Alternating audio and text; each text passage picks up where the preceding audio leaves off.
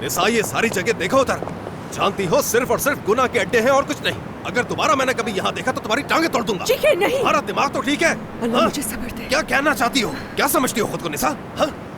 जानता हूँ तुम्हें यहाँ काम से लाई होगी। वो औरत एक शैतान है, शैतान कह रहा हूँ तुमसे, दूर रहो उससे। शैतान का काम बस यही है कि वो इंसान को गुमराही पर डालता है। ताहिर भाई, आप क्यों इल्जाम लगा रही हो उस पे? मैं यहाँ खुद आना चाहती थी, क्यों समझ नहीं आ रहा आपको? कोई इल्जाम नहीं लगा रहा उस पर। जब उमर ने उसे टैक्सी से उतारा तो जानती हो किस हालत में थी वो? भाई क्या है? गलत कह रहा हूँ क्या? उसने तुम्हें बहकाया, क्या ये काफी नहीं था जो अब इसके पीछे पड़ गई है बहकाने के लिए? बेशर्म औरत। भाई क्या कह रहे हैं आप? गुस्से में आपको कुछ समझ नहीं आ रहा। मुझे पता है मैं सच कह रहा हूँ, इसलिए तुम्हें मेरी बात पर गुस्सा आ रहा है। ताहिर प्लीज मेरी बात सुनो जरा। बोला है ना कि मैं वहाँ खाना खाने गई थी, आखिर क्यों आपको ये समझ नहीं आ रहा? अच्छा आपा, अगर आप वहाँ खाना खाने गई थी तो अपने 5 बच्चों को घर पे छोड़ के क्यों गई थी वहाँ? हाँ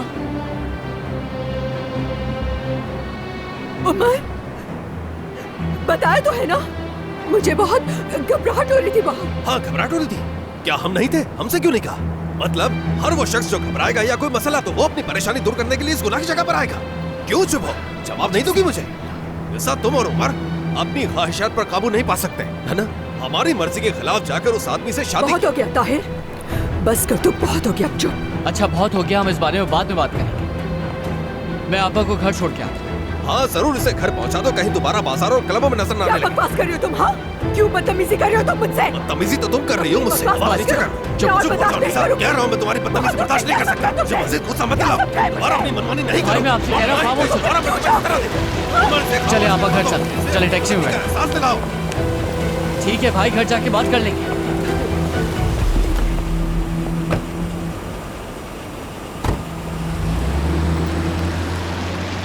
मैं ये बिल्कुल बर्दाश्त नहीं कर सकता कोई तुमसे इस तरह बात करे, मगर मैंने सूरत हाल को मजीद बिगड़ने से रोकने के लिए पुरसुकून रहने की कोशिश की, मगर मेरे लिए ये नाकाबिले बर्दाश्त था। निसा का सोचकर बहुत तरस आ रहा है मुझे। ताहिर इंशाल्लाह उसे नुकसान नहीं पहुंचाएगा। इस बारे में मैं रिशद साहब से बात करूंगा, वो खुद अपने बेटों को समझाएंगे। ऐसा नहीं करना और काम बिगड़ जाएगा।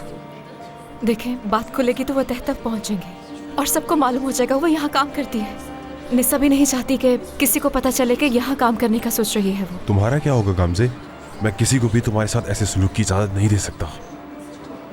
आप इससे दूर रहिए, मैं संभालूंगी अपने तरीके से। वैसे गामजे, तुम्हें क्या लगता है निसा इस सिचुएशन के बाद यहाँ काम कर सकेगी?